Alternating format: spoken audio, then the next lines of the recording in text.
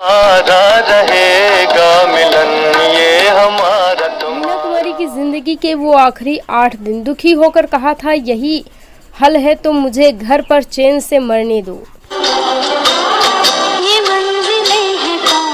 बॉलीवुड की बहुत सी अदाकाराएं अपनी खूबसूरती के लिए फेमस थी, जिसमें रेखा, मुमताज, मधुबाला, डिम्पल और नरगिस। इनकी खूबसूरती के चर्चे आज भी होते हैं। उन्हीं में शामिल हैं एक और खूबसूरत हसीना जिसका नाम था मीना कुमारी। मधुबाला ने कहा था कि मीना जैसी आवाज किसी दूसरी एक्ट्रेस की नहीं है। ऐसी आवाज जिसे सुनकर राजकुमार साहब तक अपना डायलॉग भूल जाते थे, लेकिन इस मीना कुमारी की किस्मत में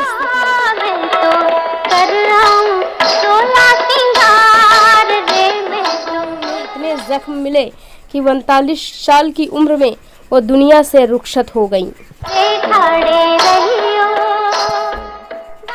जितनी मंजिलें उन्होंने अपने कैरियर में पाई, निजी जीवन में उतना दुख भरा जीवन रहा। तुम्हें देखा है मैंने कि 1972 की वो काली रात जब मीना की मौत को आगोश में हमेशा के लिए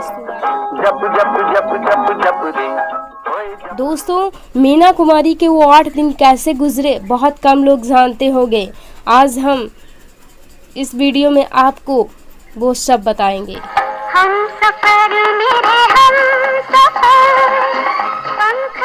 शराब की लत में डूबी मीना कुमारी इतनी आदी हो गई कि इसके बिना वह एक पल भी नहीं रह पाती थी। इस लत ने मीना को इतना बीमार कर दिया कि वो उठ नहीं पाई। दरअसल पत्रकार विनोद मेहता ने अपनी किताब Meena Kumari the classical biography में लिखा है कि मीना कुमारी को उनके डॉक्टर शहीद टिमरजा ने नींद की गोलियों की जगह रोज एक पैक ब्रांडी लेने की सलाह दी। ये सलाह इतनी भारी पड़ी कि उनको शराब की लत लग गई।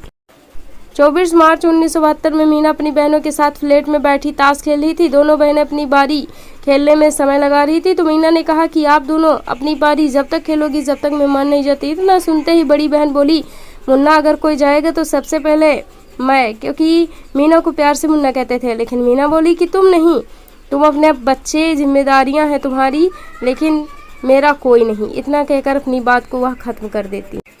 25 मार्च यानी उससे अगला दिन मीना कुमारी की हालत खराब हो गई। बड़ी बहन खुर्शीद ने कहा कि उनका कोई काम अब अधूरा नहीं, अब फिल्में वह पूरी कर चुकी हैं। मैंने तुम्हारे और तुम्हारे बच्चों के लिए कुछ छोड़ा है और जितना कर सकती थी मैंने किया है। अब मैं मरने के लिए तैयार हूँ।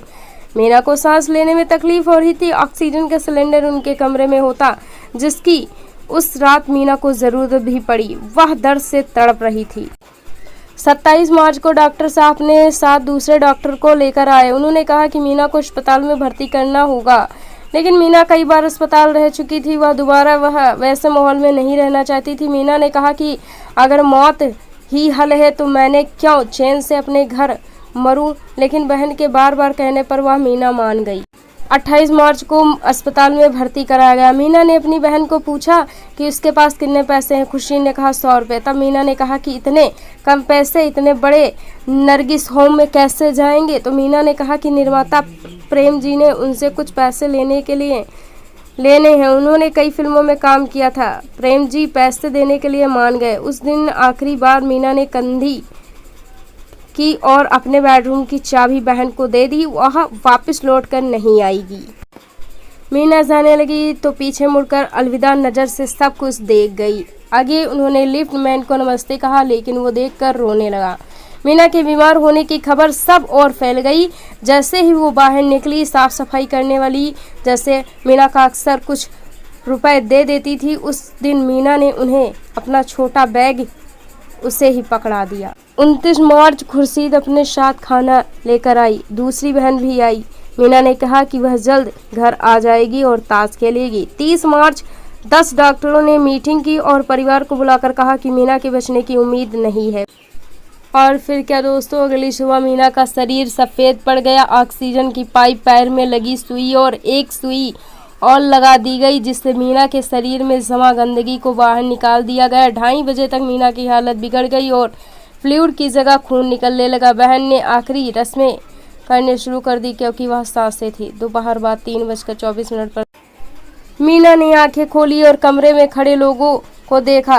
3:25 पर मीना ने बहन मधु के हाथों में दम तोड़ दिया। लोगों की चीखें सुनाई देने लगी। Thanks for watching.